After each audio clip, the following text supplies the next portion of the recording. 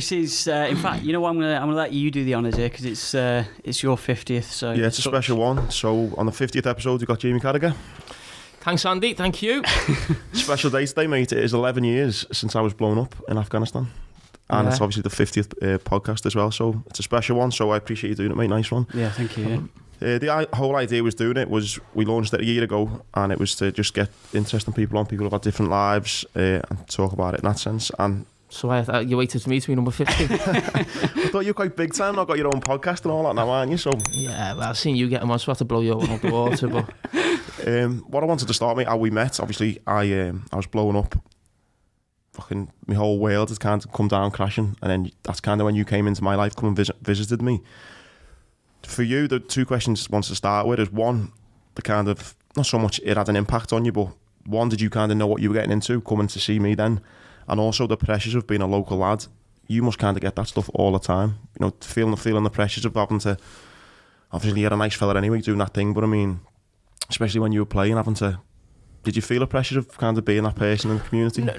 I wouldn't say pressure, just, I mean, a lot of people ask you about, you know, being in the public life, if you like, and getting asked to do things, or playing for Liverpool and all different things, but you don't know any different. So it's not like, you know, I went to school, but then a couple of years I was playing for Liverpool, so it wasn't like I had this long life of whatever, and then all of a sudden I was thrust into the limelight, if you like. So I've always had it, and I think where we're from in Bootle, grew up there obviously, and it's, you know, it's a tough, rough area, same as anywhere in Liverpool, most places in the country. And I think the big thing where we're from is, you know, you don't forget where you come from, and you try and help people as much as you can. You can never do enough, you know, there's always something you could have done more or whatever, but someone, you know, if someone's sick or a kid or whatever it may be, you go round. And it was my father-in-law, wasn't it? It's normally actually my dad who people go to, and you know, I drank with Carl, didn't I? In the so you drank with my brother-in-law. So that was, is that the posh end of Bootle? It's not Marsh Lane, is it? The Lineker. And my father-in-law, John, just said, could you go down and see this lad? He's been, he's obviously had a bad accident away with Afghanistan, was it? And to be honest, a lot of people ask me to do things like that. And I'll be honest with you, I don't really think about it too much until I'm there. Really, because, you know, you got that much busy going on, so it's not like I'm sat for days thinking, I wonder what this lad's going to be like or whatever, because there's always something going on, and it's just, okay, I've got to go and see him on that day at that time, and I'll just think, okay, but make sure I know his name, and just and I can talk to people, I can keep a conversation going and make someone feel alright, or, you know, what, and that's just through doing it, you know, meeting people. And I know what it's like sometimes. What was he like when you walked in? Was he in a bad way? Yeah, I mean, I just wasn't expecting it. Listen, I don't know what I was expecting, but there was just bars and wires and everything just coming out your leg, wasn't there? And you there in your Scooby-Doo underpants. Yeah. I still had that big cage on me, like, and the reason I asked that was because one of my mates, right, from Bootle, come down to visit me when I was in hospital, and he fucking fainted. He drove all the way to Birmingham, was there fucking 2 minutes, saw me leg and then fainted. Just collapsed. Then he had to go to A&E because he fucking fell off the chair, banged his head. He come to visit me in Birmingham and then spent the whole visit in fucking A&E. Jesus. So it's like when people come in, I don't think and they met me, I don't think they kind of knew the severity of it. That's why I asked. It was just been a bit fucking mad for you, that's all. Like. Yeah, it was. As I said, I wasn't expecting it. And see, now, I don't know, see, possibly because you were in such a bad way, that's why you probably keep in contact. If it wasn't so bad, you just, like, it wasn't the norm when you go and see people, basically. So I think that's why we probably stayed in contact. Yeah, the big thing as well I wanted to touch on, I think we talk about it all the time, is I just think the transition from the military for me was quite difficult, in the sense of, you know, 1 minute I'm in the Marines, the next minute I'm blown up, and then when I come out the Marines, all that structure and that purpose that you once had, it's just totally gone. And I always think of it, I just don't know what it's like, but someone like a footballer, but even someone like a boxer as well, you imagine someone like Ricky Hatton, you know, in Manchester, 50,000 people screaming his name, and then all of a sudden that all stops. That all stops, yeah. What did you find? Did you kind of struggle with that or when you stopped playing? No, I didn't. And a lot of footballers do. Yeah, I think you were telling me, I think we got to train once and you said something like 70 or 80% footballers are either divorced or bankrupt or something like that. Yeah, there's something like that. There's figures from the PFA. I mean, it may not be, I think it's definitely around about 50%, maybe just more than that. But no, I mean, I knew when I was retiring 18 months before, And I can honestly say, people say to me, "Oh, do you miss playing?" Of course, you wouldn't want to be putting a red shirt on and playing for Liverpool. It's amazing, but I can assure you, it doesn't keep me up at night. So it's not something I think about enough. I'm very, very organised. I know what I do. I like routine. I think. You still kept that discipline? Yeah, I come to the gym every day. The one thing I did fear, not fear because it wouldn't have happened to me, was that just getting up in the morning and thinking, what am I going to do today? And I always remember Willie Miller.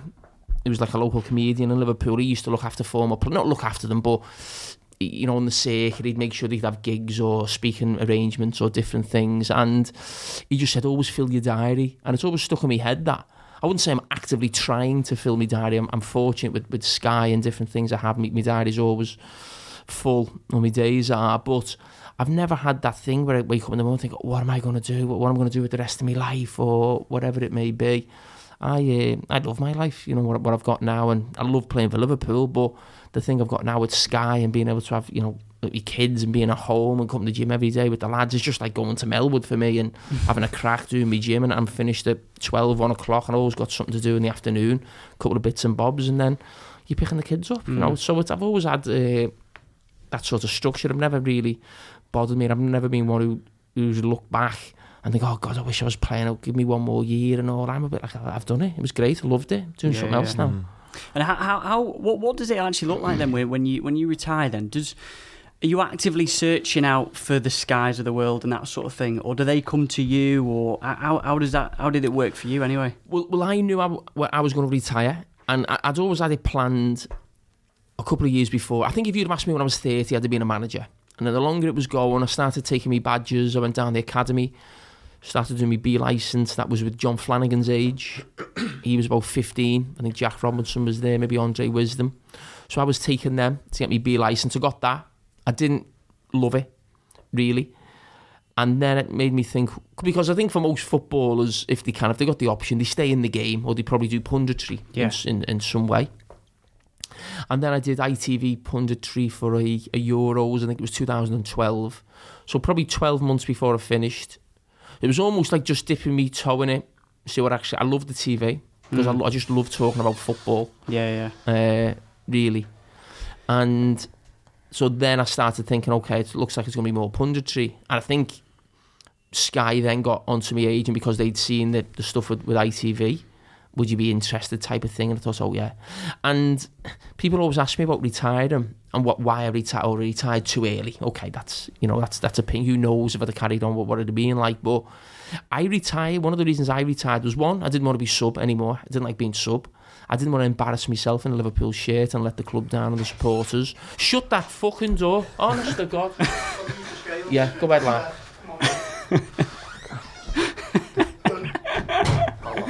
Is that staying in now? Yeah, will do,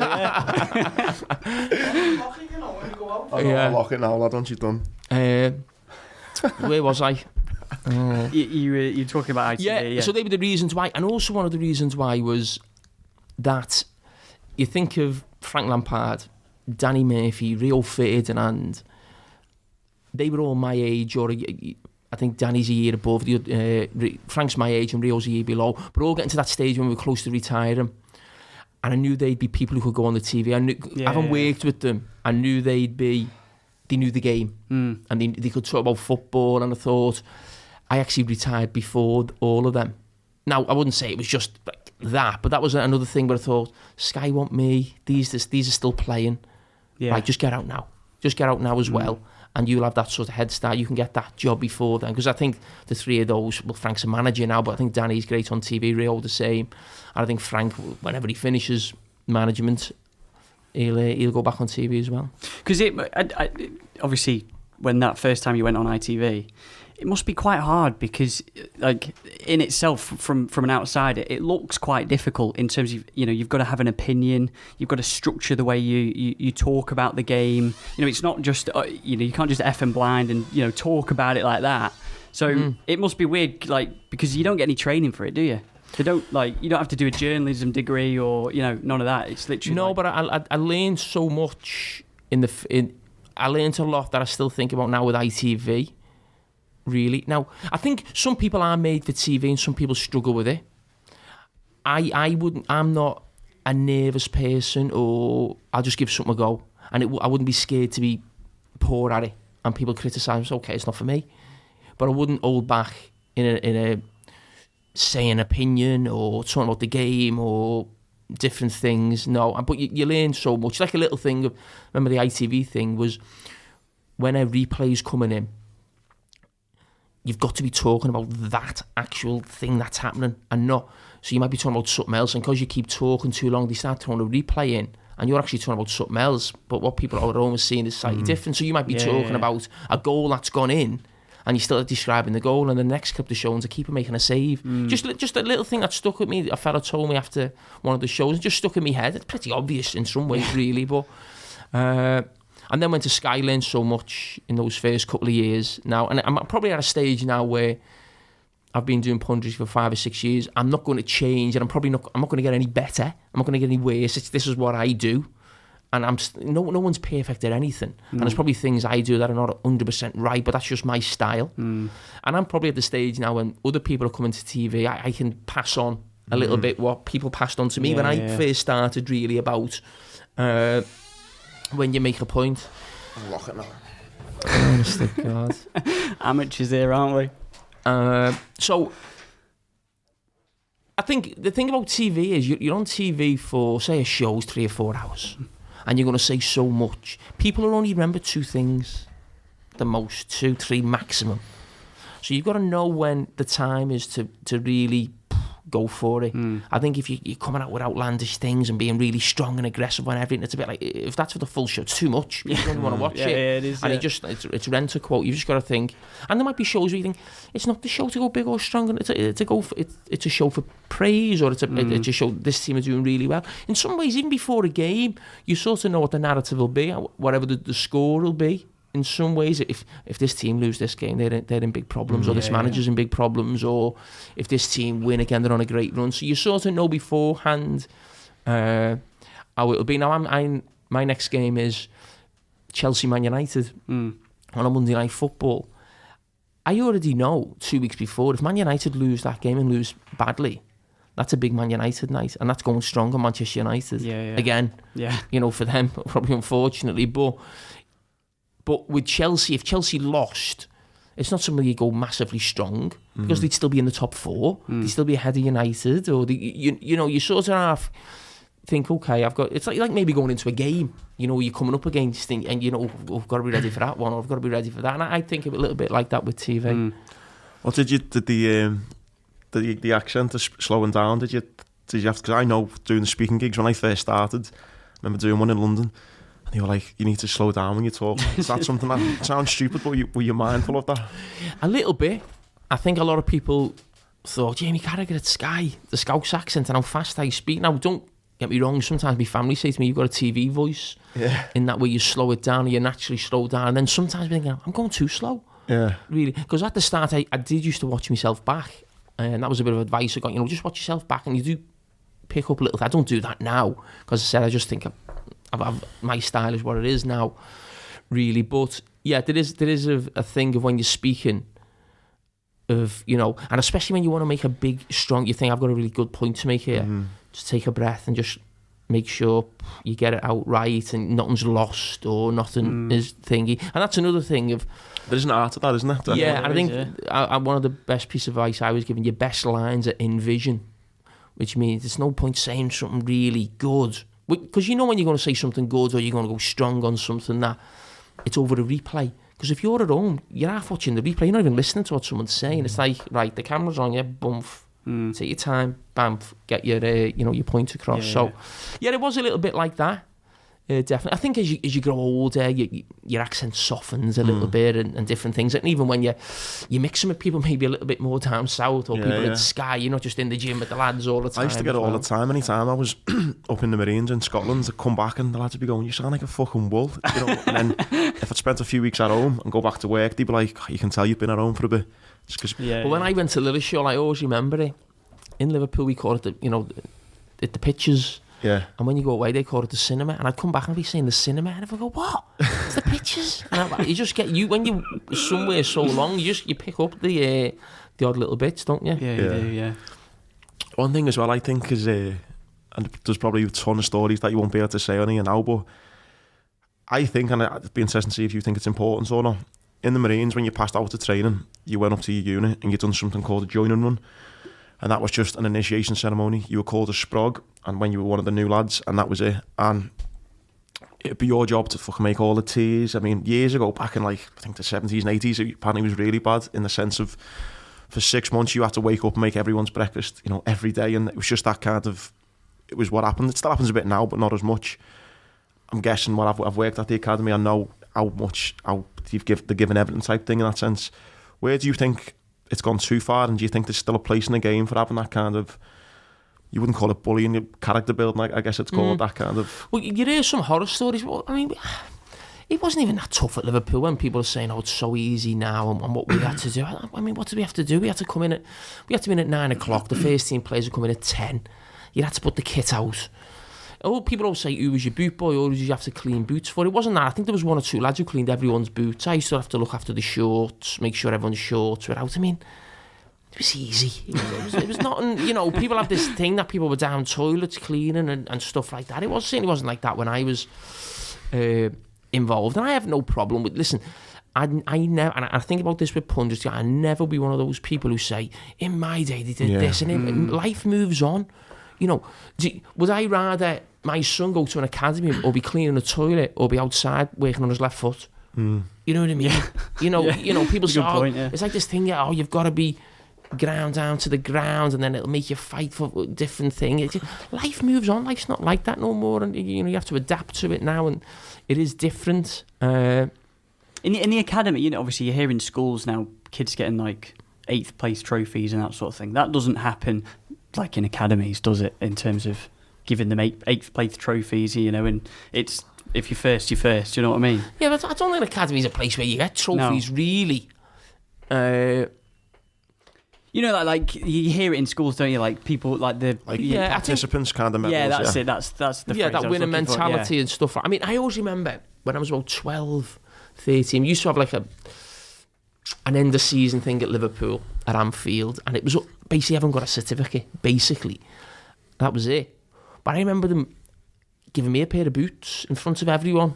I'm thinking, oh my God, got these still pitching all these Adidas boots, and 2 or 3 lads got them out of probably must have been 100 kids there from different ages and that stuff like that. So that was the only thing I can remember then at the time. But it felt like a really big thing going home that I'd been picked out of all these kids. Steve Highway gave me a pair of I can't tell you about these fancy boots that they wear at the time. I remember people mentioning it like a year or 2 later, you know, with the kids. So, you know, you're thinking, oh, maybe I'm thought up quite well here at Liverpool. But it wasn't a case of, that's more, I think what you're talking about is like Sunday League football when they have an award ceremony at the end of the, you know, most improved player, this, and basically before you know it, everyone's got a trophy. Everyone's got a trophy. But listen, I don't think there's no harm. I think those type of kids know they're not going to be professionals. It's making a fuss of them. The parents are there, making sure everyone's got something to take home with them. I think when you're talking about actually people in academies and different things, I think it'd be totally different. With that you're saying about the boots, was there a moment whether, you know, you're just playing in Bootle, playing footy, or whether it's Sunday League or at the academy, when you thought, nah, you know what, I reckon I've got a good chance here? What age was that? I think I obviously knew. The first thing I can remember as a kid is when I was first year junior, so I would have been probably 7. So it's a nonsense now, isn't it? Year 1, 2, 3 and 4 and all that. I haven't got a clue where I am. So it was like first year junior, so then you had 2nd year, 3rd year, 4th year. When we done P once outside on Marsh Lane at St James's, and this is the first time we as a group of kids had kicked the ball. Now, I'd kicked the ball before, but I mean, there's like a class had gone on the field, and right now the year above us were playing like a bit of a proper game on the next pitch, and the teacher just went, right, you just almost like 1 and in. You know, there's one goalie and the last teacher's just running around after the ball. I just remember within 5 minutes, the teacher just went, right, you're coming on that pitch. I can't even remember what I did in the thing, but he just went straight away, you're going on that pitch. And by the end of that year, I was actually playing with the 4th year juniors in the games. So I would have been probably 7 or 8 playing with the 11-year-olds. I wasn't starting, I was actually sub. So that was like 3 years above myself. So I'd come on the last few games of the season. And then the year after, I was just playing in the team. So I was 2 years younger than everyone. And where did that come from? Just playing in the streets? I don't know. I can't even. I mean, I remember going to Brunei as a kid. My first thing. I remember going over to North Park. I used to just go over myself and just play on my own. Really, just pretending you're going through scoring in the cup final or whatever it may be, the normal stuff. But I was always around football people and listening. My dad took me to football. He was a manager of Sunday league team. So on a Saturday and a Sunday, I'd get taken to Chaffers, Brook Vale, Windy Harbour, which is where the Liverpool's new training ground's going to be in Kirby.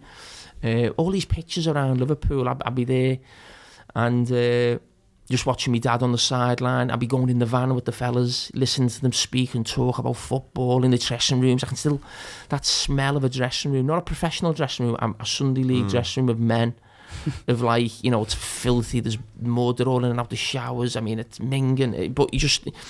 I can never get... As soon as you smell it, you think, oof, that reminds me of Blue Stadium or Brook Vale, or it just takes me back to it. So, I think I was not the best at anything at the level of when I got to a Premier League level, when I was Liverpool. I wasn't the fastest, I wasn't the best on the ball, I wasn't the biggest, I wasn't the quickest. Anything you can think, any box you want to tick, I was not the best at anything.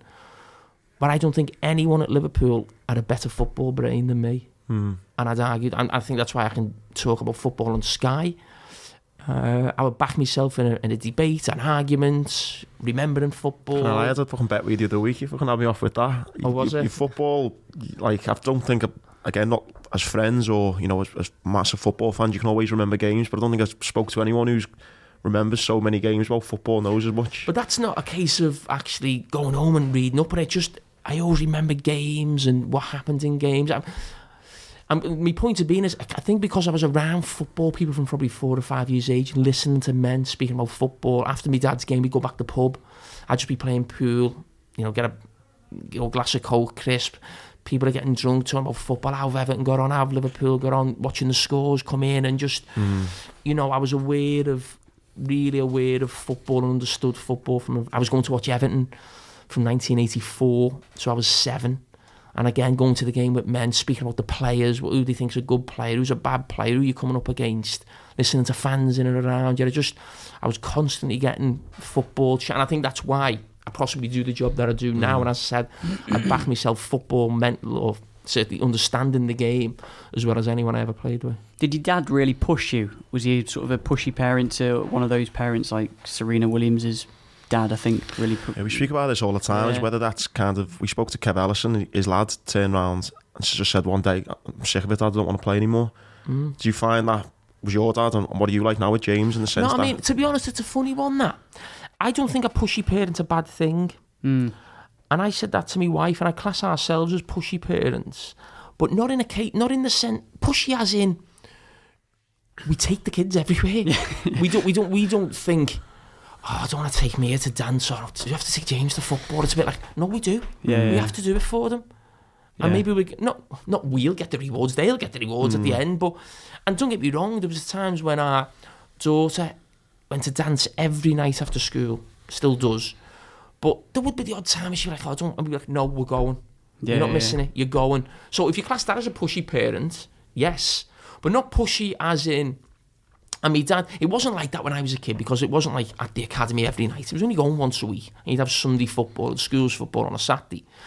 But it wasn't actually get in the yard and get the ball, or we're going to practice this. It was nothing like that. And I'm not... My dad, people always say this, and I find it strange when people say, my dad's my biggest critic. I always hear that.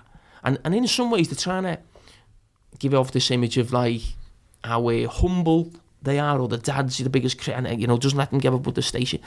My dad was my biggest supporter. I'm my son's biggest supporter, and there's nothing worse, I felt, and my dad never done it to me, was if I haven't played well, I don't want my dad telling me in the car what I did wrong, or having a go at me, or no, my dad never done that. So that, I think when people say pushy parents, I think they think that, where if the kid hasn't done well, you should have done this, or you should have done... And my dad never did that to me, and I've never done that to my son. I'll speak about it to my son when we get in the house, or just be careful with that. I'd never go mad at him. Say, remember when that happened? Remember that thing where you dropped off and he's done this and he's done that? Only through my experience of being a player, because he plays in my position, I'll say, I've been there, I know what it's like.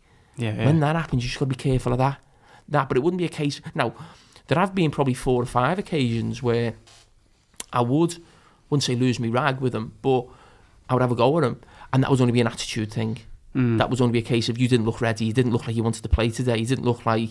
But if someone makes a bad pass or someone makes a mistake, or that's football. But I don't think pushy parents is a bad thing. I think we've put up... I almost feel like me and my wife feel like we've got our life back in some ways, Nicola, because the kids are just leaving school now, and it's almost... So James goes to Wigan every day in the morning, he gets taken there, brought back, and we watch his game of a weekend, whereas we were going to his training 4 times a week, got to get him there after school, get him back in the house.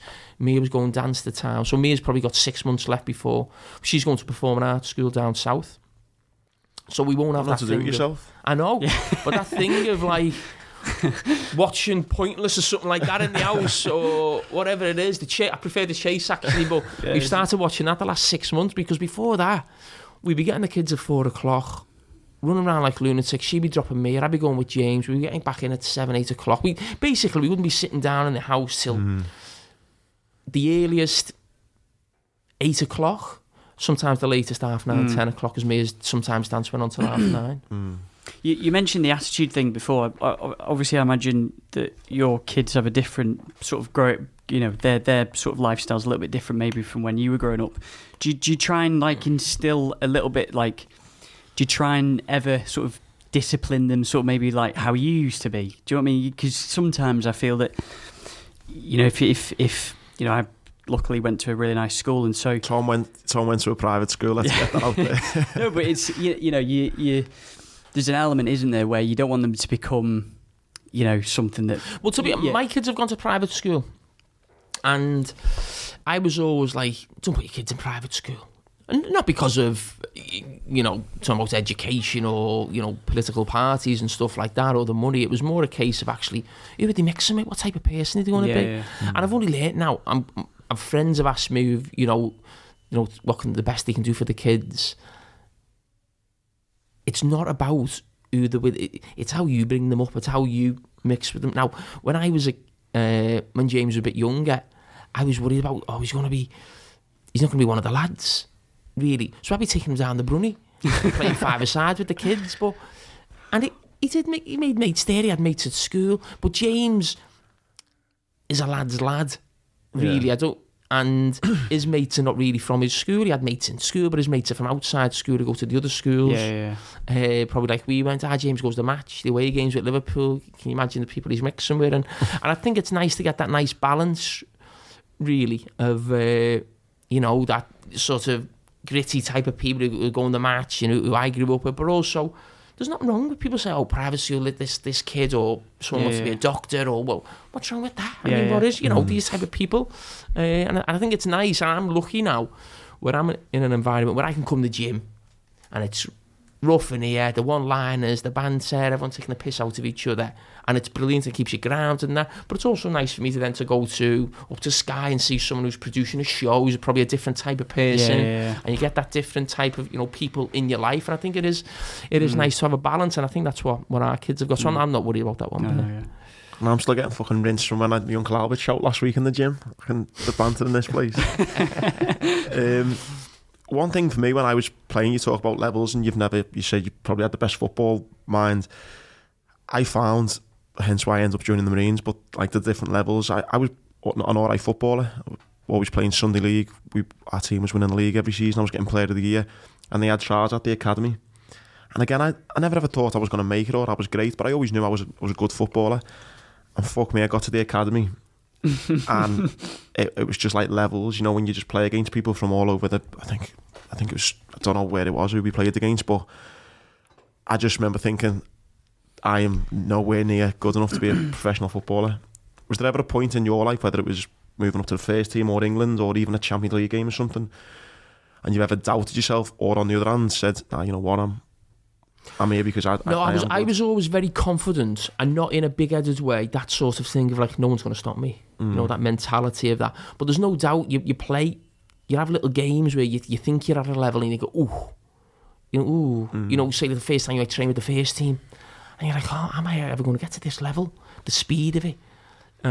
Really. But I never found that in my own level. It was always much when I was going up a level, or maybe I wouldn't say when I first went in my debut went quite well for Liverpool, but there was Yeah, but there are games where, because at the end, if you play for Liverpool, you've got to try and win the league, you've got to try and win the European Cup, and you think, I'm not that level. I'm not like winning a Champions League or stuff like that. And you're not when you first get in the team. And there's games when you come up against someone, you think, I remember the first time I played against Man United, and it was one of those where it just sort of I think, and you know what, I think you need it sometimes, just put you back in your place. You know, I've got to go again. Even if you spoke to Stevie Gerrard, he'll say the same when we won the Cup final in 2001 against Arsenal. He thinks he's this man who's going to take Roy Keane's mantle as the top midfielder in the country, and he come up against Patrick Vieira, who just ran past him all day, as he ran past all of us, by the way. But it was a case, Steve was still only 20, 21, but it was a case of, even for him, still got a way to go. So I don't think there was ever a case of like, I can't play at this level. But I think there's certain games and games you're playing or you come up against as you're going through the ranks where you think, just put you back. Still got a bit to go. And I think it's good for you. I mean, and we've all had that as players. No one's a superstar who plays well every week. But I don't think I ever got somewhere and thought I'm completely at my depth, and it knocked me confidence-wise, and I didn't believe I could ever get there. I mean, me and Davey Thompson at 18, we went up on Roy Evans' door and say, why aren't we playing in the first team? And that was not through a bad attitude. It was more like, we think we're better than them. Really, yeah? Yeah, and not in a big-headed way. It was more like, we want to play. What are we waiting for? You know, we've done our time. And what was that? How was that taken? Like, they loved it. Yeah. It was actually encouraged. I don't know what it'd be like now with foreign managers. You know, it wasn't as a bigger thing then. But it's actually being encouraged. Yeah. So Ronnie Morano, Samuel Yates, if you're not happy, go and see the manager. You know, something like that. And it also gives you that bit of character, I think, as well, to go, you know, you're only 18, you're speaking to a fella who's 50 odd, Roy Evans, he's the manager of the club. And I think you've got to do that, because I think sometimes you've got to put pressure on a manager to pick you. And I think, you know, managers are only human. You know, if they're not sure about one, they think, well, who's going to give me the biggest problem if I don't pick him? Just pick him, I could do without the hassle. So I think, well, I'd always want the managers to think, if I leave Carragher out, that'll be a hassle for me. So I always wanted managers to think that. I'd say the same to Mark James, who's in the team. Do not make it easy for a manager to leave you out. Yeah. One thing as well, I always think's funny when, like, you are thankfully we're mates now, but I mean, growing up from Bootle, defender, like my hero, absolute hero. So when you turn up at my house, I'm like, fucking hell, this is mad, Jamie Carragher's here. You seen a thing, I seen Roy Keane have a go at it when I think Pogba was swapping shirts with his brother or something, or they were talking and he's like, or they were swapping shirts at half time or something. And have you ever been, when you were growing up, kind of thinking, not starstruck, but like, you know, you meet an idol, a footballing idol, and you're always, not kind of unprofessional, but you're almost thinking, I can't wait to play against him. I've looked up to him all my life, and I'm getting to play against him now. Have you ever found yourself being a kind of fanboy of someone like that when you're coming up against? Not really. I mean, listen, my heroes were Everton players, and if I ever bumped into them, probably not when I was playing as such, but they would sort of like, I think when you're a kid, you never lose that thing of like, that generation's my hero. That's when you had that innocence of like, these are gods. I think when you actually get into the game, you realise, you know, a football team at professional level is the same as a Sunday League team. There's some great lads, there's some quiet ones, there's some arseholes, you know, it's just a mix of everything, really. So I wouldn't say there was someone I thought, wow, I'm going to play against him or come up against him. Talking about changing shirts, I never changed shirt with anyone, and because I never wanted them to think I was in awe of them. Now, there was obviously hundreds of players who were better than me, really. But then halfway through my career, when we'd sort of won the Champions League, people started asking for my shirt. No one had ever asked for my shirt when we were early 20s and stuff. But when I was always playing when the squad numbers were there. But you just get like a Premier League player saying, "I want to have your shirt at the end of the game," or whatever. Fine, not a problem. But then I actually started thinking I should actually start swapping shirts. Really, so to. Certainly in Europe, I would say I wouldn't swap in the Premier League, but in Europe, just so at the end of your career, you've got all mad, crazy shirts. Not that I want Zidane shirt or Messi shirt or Xavi or Iniesta. Like I don't like that when someone's like man marking someone to get a shirt. More just like anyone's shirt, but like sometimes I used to love the Europa League shirt that you come up against, just mad, crazy. Everyone knows what a Barcelona shirt or a Real Madrid shirt is, but you know, things like that. But that was more a case of for me son, really, and to have crazy shit, but I've actually got them in a box and it's just there. I was actually thinking of actually auctioning them off. It's something I'm going to do. I've got to get myself sorted in the house, get everything back to normal. That's what I'm going to do. Maybe put one out a week on social media, but just crazy shirts anyone wants, because to be fair, they're just sitting there. But I was never starstruck by anyone I played against. Do you remember who was the first person to ask for your shirt? No, I don't really. I think it probably happened on the back of winning the Champions League, which elevated me massively. Really, before that there was nothing of that. I mean, a lot of times like the smaller clubs coming up and different things and stuff like that. But I'd always give someone my shirt, or it always caused trouble when you got back in the changing room with the kit man and stuff like that. But it's hard to say no to someone, isn't it? What was that? You mentioned Champions League. What was that like then? The Champions League final for you then? What was it like a few hours before? Was it the most nervous you'd ever been? What was it like? No, I was actually, would you believe, more nervous for the second one. Right. Because I think the first one, it was almost like, I can't believe we're here. Yeah. No one expects us to win, just go and enjoy it. The second one was a bit like, to win 2 European Cups. A lot of people have won the Champions League, but not many have won it twice. And that was a bit like, oof. I felt probably a little bit more nervous for that one, really. So, no, I wouldn't say nervous, excited. Obviously a little bit of apprehension and, whatever. But, no, I wouldn't say a few hours before I was really... Like a mess. No, it was something. I think it was just something to try and embrace and enjoy. Actually, I couldn't believe I was playing a Champions League final. As I said before, I'm obsessed by the game. I'd watch every final, as most people do, but I knew all the teams. And you go back to when I was really watching Champions League finals in the 90s, and those AC Milan teams of Capello and Baresi and Maldini. You're thinking, I'm playing against Maldini. The Juventus teams of Lippi, Louis van Gaal's Ajax teams. I looked at them and, when I was watching, I was thinking, I know I'm a good player, I'm playing for Liverpool, but I'm not that level. I'm not that.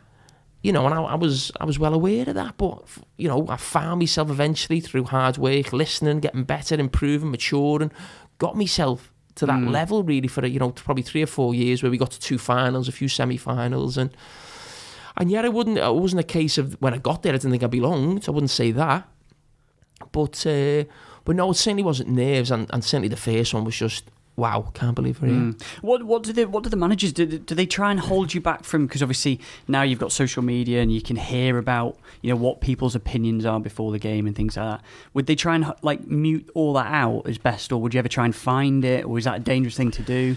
Well, it was only papers then, wasn't it? Really, I think it is completely different now. I think for the Champions League final, we'd always go. Normally, you just go the day before the game. There, we'd go 2 days before. I think, and I don't think that was nothing to do with the press. I think that was more to do with just being in the streets of Liverpool and your family around you, and then you just being, it's just let's get away in a hotel and relax. To be honest, I don't think it made too much difference when we went away that early, because sometimes you'd be bored in the hotel. Sometimes it's too long. You sort of want the game to come. So if I was ever I'm not going to manage a team in a Champions League final. I'm not going to be a manager, but I'd just carry on normal, like what we've done in the semi, what we've done in the quarters. I think sometimes that is a problem where you sort of just sat around in a hotel room and it can become a bit. But I think Tottenham did that for the one against Liverpool last year. I think they went there like 2 or 3 days before, which I thought that's a problem. That's not good. I'm not saying that made a massive difference, because I actually think Tottenham played quite well in the game in some parts, but I wouldn't have certainly wanted that. Just plays on your mind, that waiting game. Yeah, just waiting round and that now. With that though, with the pressure, it was more stressful trying to get everyone tickets for Istanbul and things like that. As a local you get 25 tickets for the final, so you get covered. Normally a game at Anfield, you got 4 comps and you could buy 6. I think I used to always get the 4 comps and buy 4, so there'd always be 8 people who'd go to the game. Now, of course, a final, there's people coming out the woodwork, but there's people who want to go, like my mum. My mum never watched me at Anfield play for Liverpool. Really? She watched. I think she might have went to one of the semi-finals against Chelsea, and she watched the Youth Cup final. But that's the only time my mum went to Anfield. And maybe my last game ever for Liverpool. So I think she probably went to Anfield 3 times. But people like that are going to go to a final. So people who don't normally go to the game, you think, well, okay, I've got to give them a ticket. Yeah. My wife probably went to Anfield 10 times. Really? Yeah. Nicola probably went 10 times, yeah. And a lot of that was, maybe it might have been a little bit more. I think my last season, I think she started going the last few games, taking the kids to try and make them remember it, because the kids were still young, but definitely not more than 20 times to Anfield. No, but and to be honest, going from 8 tickets to 25, it covers everyone. What is that like though? The likes of Trent now, being that local lad, how do you find it? And obviously you were a Blue, weren't you, growing up, but then now playing for Liverpool, what was it like, that pressure? Did you you going into Melwood every day, did you feel, it's all right for you if you're fucking, if you have a bad game, you're not from here type thing? Did you feel that kind of? And well, again, I didn't know any different. I did speak to Michael Owen. I remember Michael Owen once saying to me, I just don't know how you live in the city, or I've got to get away. I'd have to get away, really, in some ways, where we back over to Chester or different things. A lot of the players don't move away outside. I think Trent might have just moved just outside the city as well. I don't know if that's something in that, really. But I was right in the heart of it. And to be honest, I didn't know any different. I think there were times in my career where the fans were on me back a little bit, really, when maybe they thought I wasn't good enough for Liverpool or I wasn't playing. I think I was a very consistent player. I think it was, if I ever got stick, it was a case of, is he actually good enough? Certainly when I was playing full-back. And someone, you mentioned Trent, he won't have had that yet because the team have been so successful. Now, I don't think anyone's ever going to say he's not good enough now. But there will become a time for Trent when it doesn't go as well for the team, for him, and he'll start getting questioned for different reasons. It may be, he wants to leave, he wants to play for Barcelona, or he's more interested in England, or different things. It may be a different type of criticism to what I had at times when I first started for Liverpool. But it will come, and it's not, and you've got to be strong mentally to play for Liverpool. And I always think that the biggest thing is not the ability, it's just strength mentally. Because so many players come into Liverpool who started well, and all the fans will be going, this player's great, this. And as soon as they'd have a bad time, and they get a bit, they'd fall away, completely fall away. I think Jerzy Dudek was a little bit like that. I think there was a centre-back who gets laughed at called Bjorn Cavani. Remember him, yeah. When he first came in, me and him made our debut on the same game against Aston Villa. He actually got man of the match, even though I'd scored and I was this kid. He was in the team then for the next 6 months and was the best player. And Liverpool nearly won the league that season. He then had a bad spell and completely fell apart. And he just never ever recovered. And people talk about him now, and I'm just thinking it was a mental thing with that lad. It was a mental thing, and there's other players I could mention, but I've seen it before. And that's if you want to play for Liverpool, and you stay as long as I did. It's not the ability, it's the mentality to fight off opposition in your own club for your own place. Different managers coming in, proving to them again. To stick the crowd. Now, I'm loving now Jamie Carragher, Istanbul, or the send-off I got at the end, but I'm not daft. I remember what it was like at certain times, and I'm not saying the supporters were wrong. That's football. Some people get stick and different things. If you're not playing well, and it's playing for a big club, you're on the back pages every week. And that it was tough at certain times, but that's why I think why I stayed there, because I was that strong mentally. One thing I spoke to Brian Reid at the match, and I was like, I need some questions for Carragher to put to him. And one thing he said, and he said pressure on it. And I've never really thought of it, because I've heard you saying in interviews that no one ever kind of came in for you to go. But you're talking about getting stick when Gerrard was getting the stick about going to Chelsea and all that, and it's traitor and all this, shirts getting burnt and stuff. If someone had come in for you around that time offering silly money, would you have ever been tempted? No, I wouldn't. Barcelona, something outside there. Well, listen, I wasn't good enough to play for Barcelona or Real Madrid. You're one of the best defenders around 2006. No, I know, but what I'm saying, listen, I could have played for AC Milan or Inter Milan or Juventus. I couldn't play for Barcelona or Real Madrid the way they play. I don't think I wouldn't have been. Daniel Agger could have played for Barcelona or Real Madrid. That's what I'm trying to say. I was like, listen, I know how good I was at a certain level. I'm not going to get carried away, but I know at my peak, I was in a group of defenders that included a lot of English defenders, which was probably Rio, John Terry. You think of Puyol, Nesta at AC Milan. There was basically for 3 or 4 years, it was either us, Man United, Chelsea, AC Milan, or Barcelona who were going to win the Champions League. Real Madrid had gone off the scene for a few years. And I was probably Liverpool's main defender and the main defender in those other teams. So I was sort of competing each year for the Champions League best defender, if you like. I never ever won that, but I was always in the top 6 or whatever. So that. But no one ever came in for me. My agent never said, but would I have gone? No, I was obsessed with... I know you love your Italian defenders and all that. I think of the game. What if AC Milan come in and said, look... Listen... Nicola starts looking at places in Italy and all that. Yeah, listen, can you imagine me living in Italy? Let's be honest about it. The kids, listen, I was obsessed with being a one-club man very early, really. And being a one-club fan one club man for me at 21 was like the best thing that could ever happen to me, because that means I've had a great career because I've stayed at Liverpool. When I'm getting in the team at 2021, I'm not Michael Owen, I'm not Robbie Fowler, I'm not Steven Gerrard. You know, they probably know if I want, I can stay at Liverpool for the rest of my career if I want to. Whereas I didn't have that. Whereas I've got to fight to stay. And I used to look at Baresi and Maldini. I love that thing of players who just think of the club and you just think of them in that shirt, that red and black shirt, those two players. And that's what it always hurt me when Robbie left. In that, you sometimes look at someone in a shirt and think it doesn't look right. And I wanted to be known as a one club man. And I can guarantee, and I'm not just saying it to play up to the fans or whatever, I would never have left Liverpool. I would have left Liverpool for virtually anyone if I wasn't in the team. I would not have been a sub. I would not have been a sub for Liverpool. I love football too much. I love that playing. And that's the thing I'm proud of. I didn't just stay for Liverpool my whole career. I played every week, every season. As soon as I very rarely injured, as soon as I got back fit, I went straight back in the team. So yes, I would have moved if a manager didn't pick me, and that's probably one of the reasons why I probably retired when I did. But no, I'd never have left Liverpool. No, I mean, no, I wouldn't have done it. No.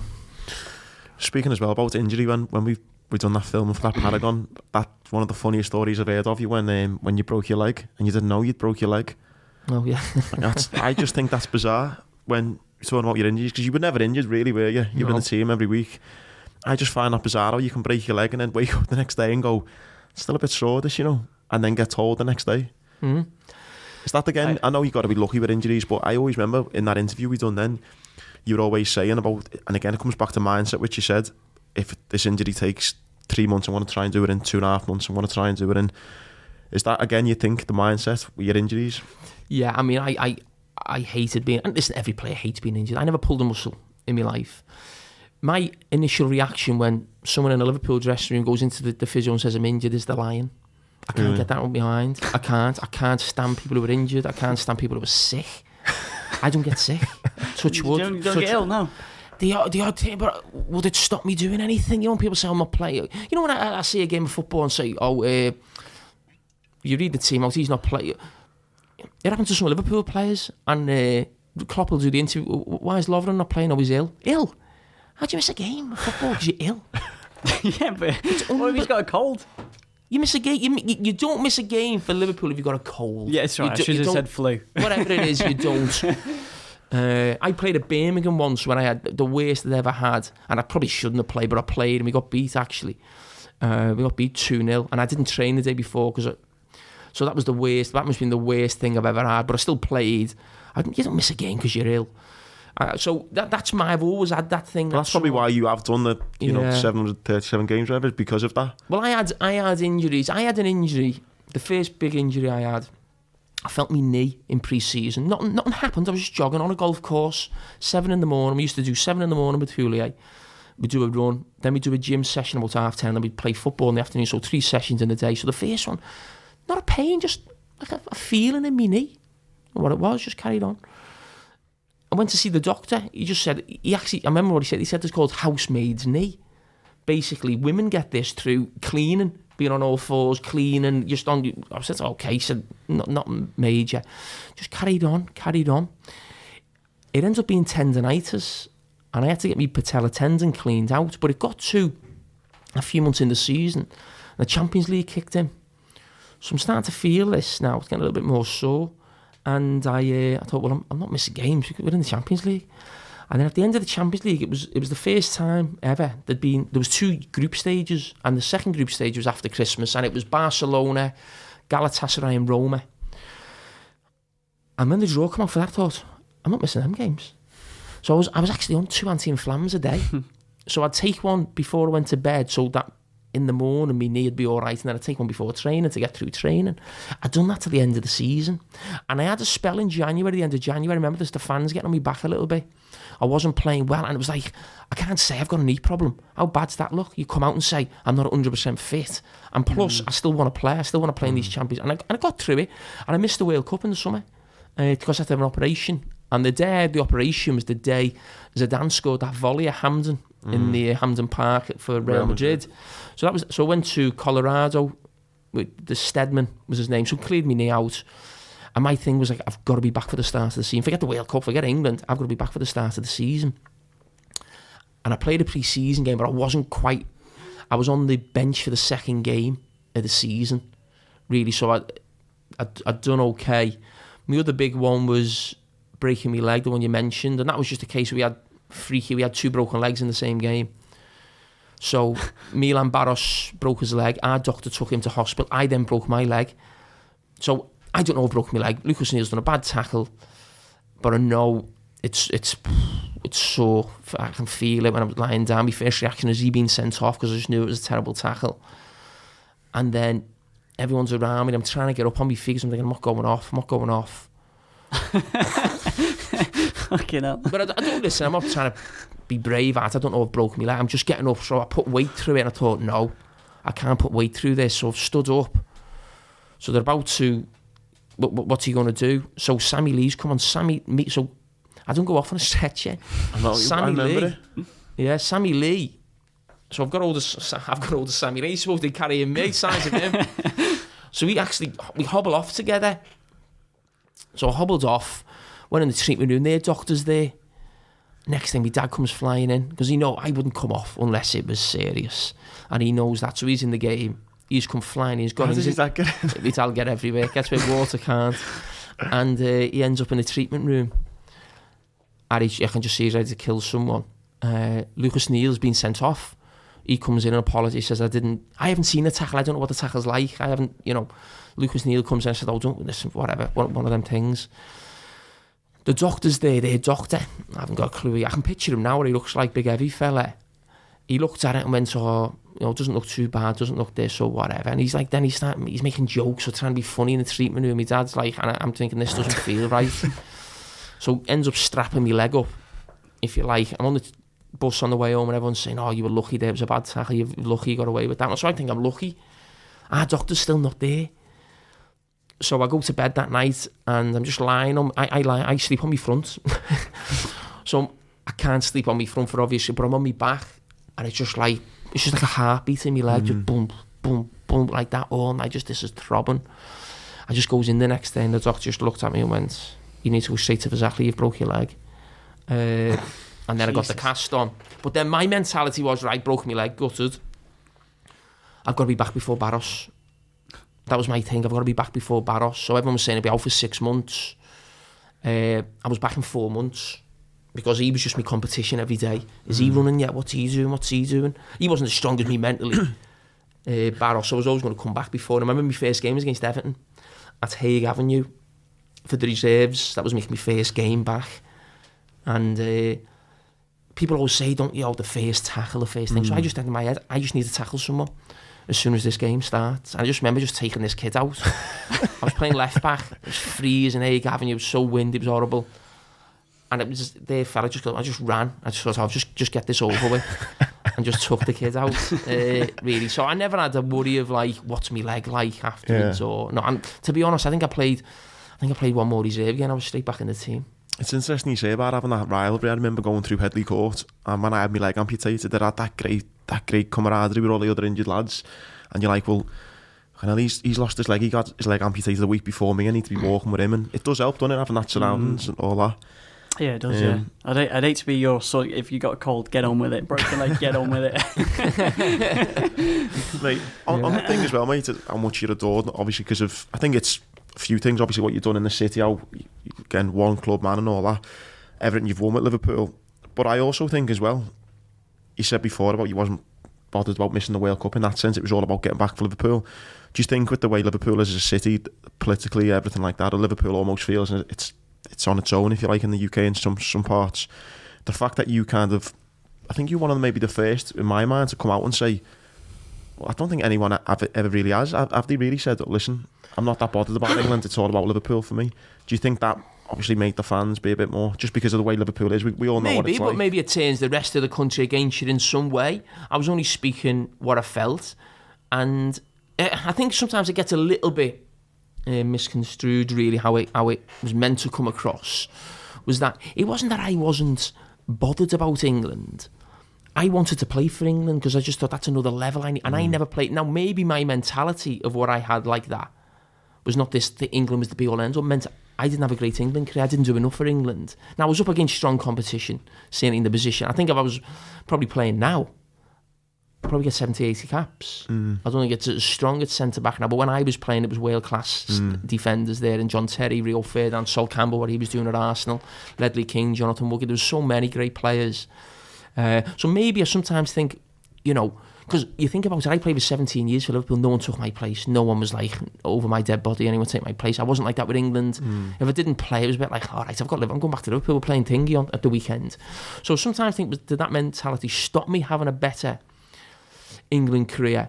Now, what I meant by the England stuff was, if I played for England and didn't play well, I'd be wound up, same as it would be for Liverpool. But Liverpool just got you in the stomach. It was just like, felt like bad, really bad. And I can only say I felt like that with Everton as a kid. If Everton lost, it really hit me. Like it really, it'd take you a few days to get over. And England never did that to me. And I can only go back to, as I said, being a kid. If you'd have said to me, in 1986, I'm watching my first World Cup, the Maradona handball, would I have rather Everton won the league or the double? Liverpool won the double that season, but Everton were fighting for it. But I was an Everton fan as a kid. Would I have rather seen Everton win the double or the league than England win the World Cup? Yeah. Would I swap winning the World Cup with England in 2006 or winning the Champions League at Liverpool 2005? Not a chance. Because even if England was successful, listen, when England go to a World Cup, it's just like, it's mad, it's manic. It takes over the nation and people become like national treasures and heroes. And that probably happens in Liverpool because we won 2005, but you see the effect and you think it could elevate you to like a massive level, celebrity-wise, or what you've done and how you're seen around the world, really. But I still know I'd come home and people still want to talk about Liverpool. Yeah. And 1966, I always say this, 1966 is the biggest thing for England, the World Cup. But when I was growing up as a kid, I couldn't have told you anything about that game. But I could have told you about Everton beating Sheffield Wednesday 3-2. In the FA Cup final, Mike Trevilco scoring 2 goals, because I was obviously an Everton family, so you brought up 60, that happened in that cup final, and that happened, and Liverpool won the league that season as well, and different things. So I think people in Liverpool, they aren't really that bothered about England, certainly football or anything. Listen, it's only going to be football. It's all about Everton and Liverpool, and that's the way I was brought up. So England never bothered me when they got beaten in the World Cup by Maradona. I wasn't sitting there gutted. I was going out thinking, what did Maradona do? They punched the ball in. But if that had to be in Everton or Liverpool when I was a player, it'd have killed me. Yeah. With that as well, when was the point where you kind of, were you as bitter as we know a lot of Evertonians are when you were a kid, bitter towards Liverpool, and when did that kind of then you think, you know what, I need to really now embrace being a Red? Well, I was lucky in that you didn't need to be bitter when I first started watching Everton, because they were successful and they were winning games, and maybe I was younger and maybe it was quite nasty in derby games then because it was the cup finals and going for leagues and stuff, but I think you could almost accept it a little bit more because you knew you had a great team. If Everton missed out one year or Liverpool missed out the next, you knew you'd be there the next year or you'd be there challenging. Really, it definitely probably changed after probably 89, where Everton got to the cup final, but it was the end of that team. It was a different manager in Colin Harvey. It was the end of that team, really, and then it just become really mediocre, the early 90s, really, when Everton started almost, getting in top 10 finishes, and then it got even worse, probably the mid-90s of fighting relegation. But was I desperate for Liverpool to lose games? Yeah. What was your dad like? Was your dad bitter, was he? Desperate to Liverpool to lose games if it helped Everton, but no, not what I'd class certain Evertonians now. My dad... Listen, I have no problem with Everton fans want Liverpool to lose. I don't think it's... I'm going to say right, I'm not really bothered, but when you're trying to find anything to have a go to, if they've got a great side, Liverpool, as they have now, say it. Like my dad always say to me, Graham Souness is the best midfield player he's ever seen. Now, he wouldn't say it was Peter Reid or whoever playing. No, he knows his football. Graham Souness was the best player I've ever seen play for Liverpool. That's his opinion of it, and he could say they were a great side and stuff like that. But when Liverpool lost the league in '89 to Arsenal, I was delighted. Yeah, I was. And I'm probably more delighted then than I would have been in the mid-'80s, because I said Everton was so bad. I think that's where it comes from. I think if Everton have got a really good side and are doing well, It lessens that really as well. And I just think at this moment, it probably has been the toughest moment, I think, really, because if you think of Liverpool when they were dominating in the 70s, Everton didn't win much in the 70s. It's a really poor decade for them. But if you actually look at the league finishes in the 70s, Everton were regularly getting to semi-finals and cup finals, or probably some seasons they should have won the league in the 70s, Everton. So they were always there or thereabouts, whereas for so long now they've come off it. And the thing that's probably kept Evertonians going is Liverpool haven't been successful. Liverpool haven't won the league, or certainly before Klopp come in, Liverpool hadn't done anything for 7 or 8 years, really. And they could always hang on to the fact that Man United were winning, and you knew that would wind us up because they were our big rivals. But now that's sort of gone under that Klopp era, and Everton are obviously doing as well. Who knows with Ancelotti? But I think it is a really tough time now to be probably as tough as it's ever been. I think now to be an Everton fan. Anything else you want to ask? No, I think we're up to the hour now. So I know. No, you can keep going if you want. Go on. No. Wait. If there's anything else you want to ask, don't worry. Would you think as well with your mindset now? I'm going to get questions off that Brian might have told me actually. Do you think with your mindset now, but also being a realist and all that, do you think you'd be getting in this team now alongside Van Dijk? Yeah, I think I'd get in the team. Yeah, I think maybe at the end of, or say at the end of Klopp's time, and Gomez keeps playing the way he's playing right now, and it's him and Van Dijk, you might think, well, maybe not, maybe not, no. Or certainly the way this team playing, the way the game's evolved, you think of the pace of Gomez and how high this team pushes up. I can't believe he's only 22. Yeah, I mean, he had a brilliant... I think I'm a better player than Lovren or Matip. Gomez is still early. I think at the end of his Liverpool career, plenty of people could be saying Gomez was better than me, and I'd have no problem with that. I hope he is. Shows how well Liverpool have done. But he looks like he could be a real star. I think the big thing with centre-backs for me is... I think there's two categories of centre-backs. There's great player centre-backs and there's leaders. And Van Dijk's the leader. You don't have two leaders. You only have one leader at the back. And until someone becomes that, I think because you take that extra responsibility. Now, what I loved about Gomez was his performance against Everton in the FA Cup. He was the leader. There's no Van Dijk there to help him or look after him. You were the leader, and you were playing in the back four with kids, and he was absolutely outstanding. Now, I want him to then become, when Van Dijk eventually goes, or whenever that happens, you become Van Dijk. You become the man who organises that back four. You're telling everyone where to go. You're seen as that man that's holding things together, really. Because there's no doubt, if you, as I say, go through a checklist again, Gomez, pace, this, you tick more boxes than me. He would, even now, he would. But I still think that thing of being that man at the back and that leader, and that comes from probably me understanding of the game and concentration, not through great pace. I mean, I'm not even that tall to be a centre-back. You made a good argument with Gary Neville. I think he was saying about it. In ways it makes it even more astonishing how you did rack up so many games, because again, you're not huge, you're not got great pace in that sense, but yeah, you're known as one of Europe's best defenders. It's a lot, isn't it? You think? Yeah, I mean, and I tell that was just in my head. I'm not one of Europe's best. As I said, I put myself up against any of those defenders, reading the game, understanding the game, concentration, decision making. But in every other aspect, I wasn't very good. I was average. I was 6, 7 out of 10. I think my brain and my mentality. People always say, which annoys me a little bit, oh, he's brave, Carragher throws his body in front of everything. Okay, yeah. But you've got to be in the right position to throw yourself in front of something, or you've got to be there in time to get that last block, and you've got to be there, or whatever it may be. So, no, listen, I think right now, but maybe in a couple of years, this Gomez and Van Dijk partnership, probably not. On that, mate, actually, was really interesting. Again, I'm a huge fan of like football, but a lot of what you say, I think people love that because you do know the game so well.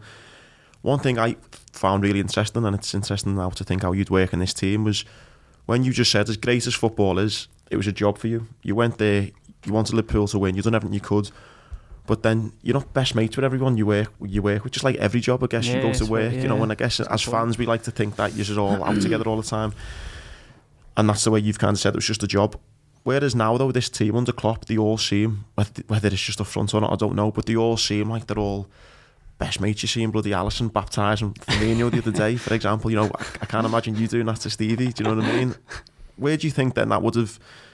Do you think you maybe would have changed then? Because again, you're just, look, I'm here to give me all for Liverpool. I hope we win. What you do in the evenings down to you, and have the weekend, It's all about winning. So people talk about teams. What comes first? Does team spirit Does team spirit help you win, or does winning help team spirit? The flying now, the celebrating goals together, they're all over the social media, sending each other messages, high five, because they're happy. Every time they come into Melwood, they're happy. When results are not going well, people come into Melwood not happy, and it loses something a little bit. And that's not just that's every club. So if you tell me what was my best season or the best time, I think of 2001. And winning the 3 cups and then celebrating together, and every night, every weekend you're going out, or you're going for a meal, or you're going for a drink because you're celebrating because you won. And when you're not winning, so when Klopp first come in, you're having problems at the back and things aren't going well, and he was on the pitch. I think there was one game he was arguing with Ben Teche away at Southampton, and people are making it's like, it's not. Anyone who tells me the team spirit then, it's like, the team spirit is and people talk about the old Liverpool teams, and they were all going out, Terry Mack and Souness and Dalglish is there, and the bands, and they get together now and they all love it because they're winning every week, they're winning everything. Yeah. So you're happy, everyone's celebrating, everyone's in a good mood. No one's saying it was your fault for that goal, he's letting us down. Why's the manager picking that team? Everyone's happy, and that's where it comes from. So when we were doing well, we had brilliant, loved it. The things we had when it wasn't going well, everyone's down, everyone's pointing fingers at someone else. Well, we need to sign someone else, we need to do this, and that's where it comes from. But don't get me wrong, I think Jurgen Klopp, as a manager, has a big impact on that, because I think he's such a positive person, and when things aren't going well, he chooses the right words as well to lift people. But a massive thing is how the team's doing. What was that like then? On the Monday when you went back into training and you'd lost, was there a dread on Sunday evening of, I can't be asked? Yeah, I mean, to be honest, that's what I don't miss. I used to hate that where, I watch everything, football, read everything. And we'd have those bad results where you don't want to read anything, you don't want to watch Match of the Day, and it'd be like, that's my routine, I want to know everything that's going on, but it's almost like I can't watch it, and you're trying to put it out your mind, and I love that I'm not down in the gutter anymore. I think if I was a manager, because I think as a player I thought like a manager. I think I took defeat like a manager. When people always say, players now go into manage, say, it's well worse how I feel when we get beat. I think I felt how they feel now as a manager when I was a player. And it took me a while to get over it. And I actually saw a sports psychologist about it. Did you, yeah? Yeah, because it was just taking over my life. And actually, you won't believe this. This is when I was playing at my best. Because I almost got to a level where I was playing that well and I was in my peak where I thought, I can't have a bad game. I can't let the team down. If you're going to big European games away, when you knew you'd be under pressure and be thinking, I have to play well here. You're away in the new camp, or you're in the burn about, if I don't play well, we're going to get beat. Or I've got to really, and I was putting that much pressure on me. I remember making a mistake away at Atletico Madrid. I played really well, and this ball got knocked, and I lost it in the floodlights, and I didn't know where it was, and I just stopped, and before I knew it, someone had just spun round me, goal. We drew 1-1. And I just remember afterwards, you're just like, and it was just like, I can't go on like this. I've actually played really well. Against Aguero, 4, I played really well. I've lost the ball, nothing I could do, I lost it in the lights. But I'm thinking, I can't make a mistake. At this stage in my career now, I'm too good. I don't mean that in a big-headed way. I just felt I was at that level where I've got to make sure everyone else is, And I just thought, no, this can't go on, really. And it helped me, but it didn't help me in that it didn't change anything. We basically got down to the fact of, I'm the player I am because I've got a terrible fear of failure, and it just drives me on. I always think someone's going to take my place. I always think the manager's going to try and replace me. I always think, even no matter how well I play, the next game's massively, but I've got to play well the next game. So it didn't really stop, really, but it just made me think, well, okay, that's the player I am. That's made me who I am. There wasn't any conclusion that he came to, this is how you need to think differently, or... No, you try and you talk about things, and sometimes it's nice to get things off your chest, because sometimes you talk to your dad or your family, they don't know what it's like to play at elite level. It's hard, when you speak to someone who's spoke to other sports people, who worked with England, he worked with Manchester United, players there. He had actually a good relationship with Roy Keane as well. And sometimes a lot of it is just getting things off your chest that you build up, really. It just as a fan, I couldn't imagine the pressure of, like, especially again coming back to being a local lad still living in the city and knowing you've got that pressure, and it's relentless, isn't it? It doesn't stop. Every day in the gym we're talking about footy. Liverpool don't play now for 2 weeks, but still every single day must be when you're at that level, it must be draining. There's no switch off, I guess, is there, from it? No, there isn't, and you find it tough. I said I didn't know any different, but you do find it tough when you've had a bad result. I always remember, you're dropping the kids off at school, but you're always like, you're putting the visor down, you know, you're just like, oh, just drop them off. Let's just get, you feel safe in Melwood, you know, in some ways. You're like, okay, we were all in this thing, we've all had this bad result, and then you go out and you'd be like, and you always get people who say something, you see never Tony, this was never too bad or something, or whatever, but now and again you'd have people come to you, you know, really, not so much you're this or that, but more like, what else is going on? What's going on? I mean, I always remember dropping James off at the academy, and there was a lad there I knew, and the night before we'd lost to Chelsea in the Champions League, but it was only the first leg. We were nearly going for, I think it was 2009, I think we lost at home 3-1, Ivanovic got 2 goals from set pieces, but we still had the second leg, but we were top of the league, we were winning it, we'd only lost 1 game all season, and he just said, what's going on? I mean, what do you mean? He said, that last night, what's going on? Need to sort it out.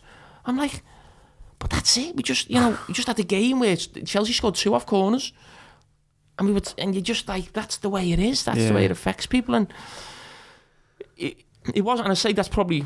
Or I do love, when I say I love my life, I'll never have the highs that I had playing for Liverpool, but I'll never have the lows that you have where it's just like you feel sick for days, and it's just oh God, honestly. Yeah, I remember Peter Carragher on his podcast. He said I think he was on the bus and he was looking into a pub drive on the way to a match, and he said he was looking and there was a guy having drinks with his friend who was like, what I'd do to just be in his position now without, you know, that build up before, and just wanting to be that other person, you know, as crazy as that is, but you know, you do forget. Yeah.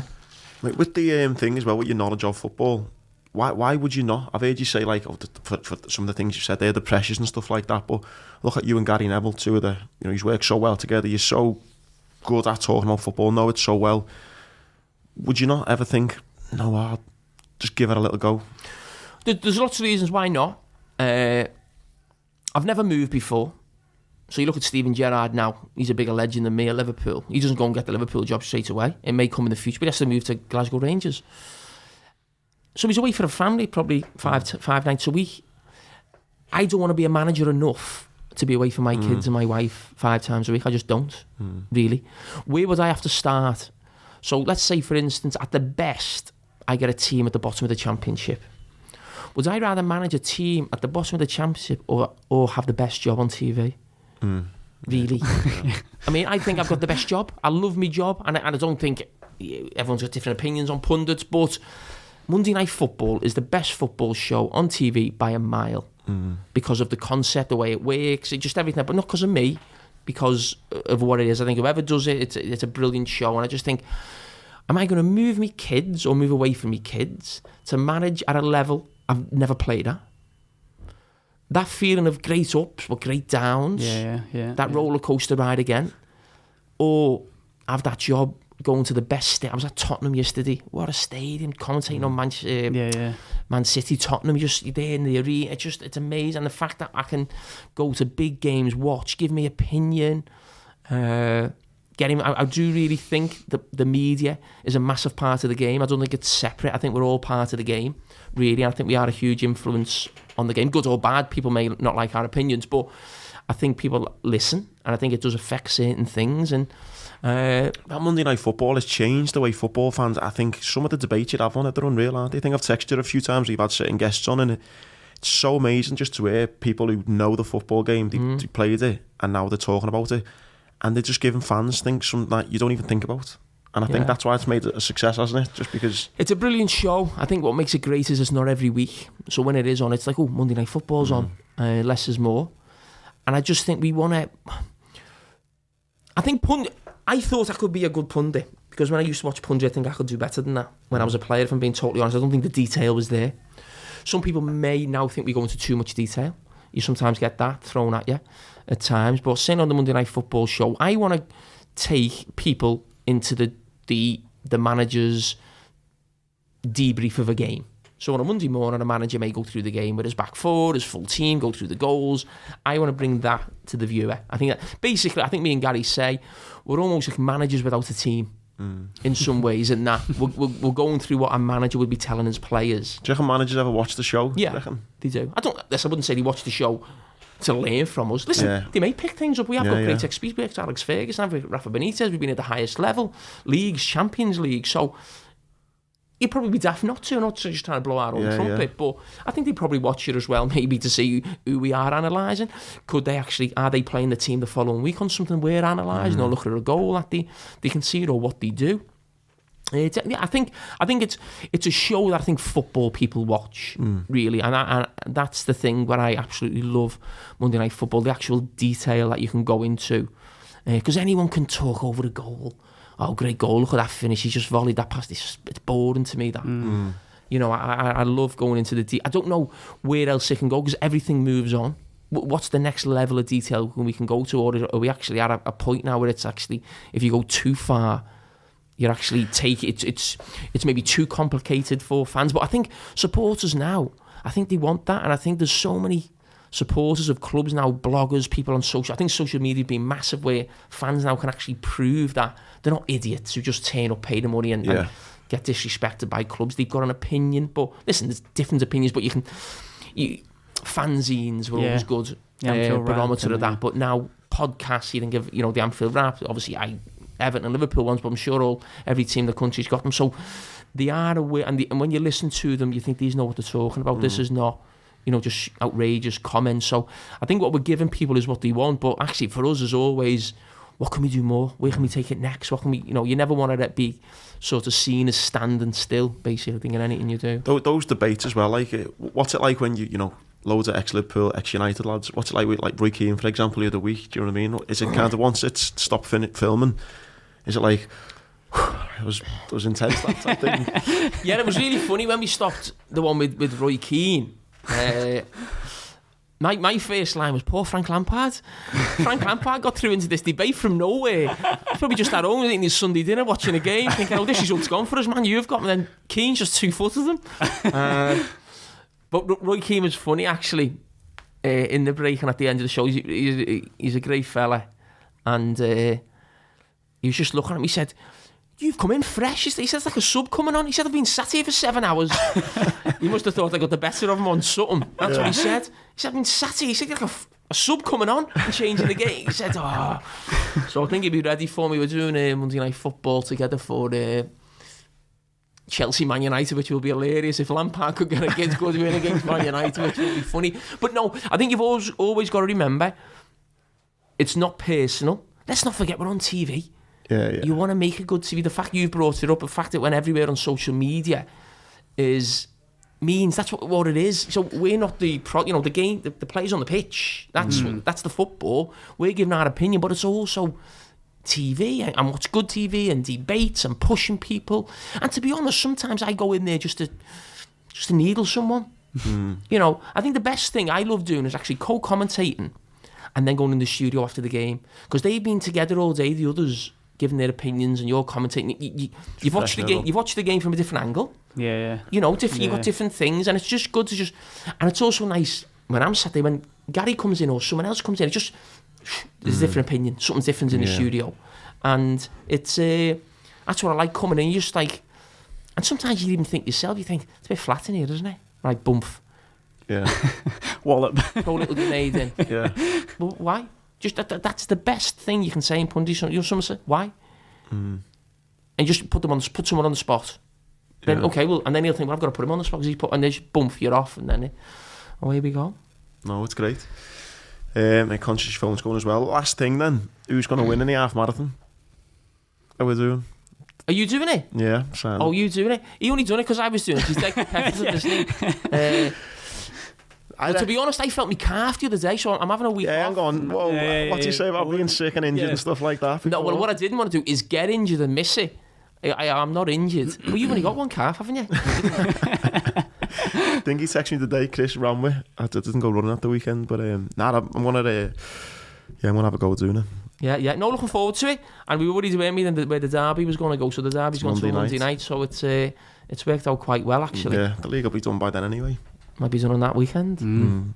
Jay, I know you're a busy man. Thanks so much. Okay, really cheers, nice boys. Thanks a lot. Thank you, mate. Thank you very much for watching the Leg It podcast. Please, we'd really appreciate it if you click the subscribe button, leave a review, leave a comment, and share it with everyone you know. Yeah, we've been doing 50 episodes now. Seems to have been a success, and it's thanks to all the support we've had along the way. So big thanks from me and Tom, and please keep the support coming.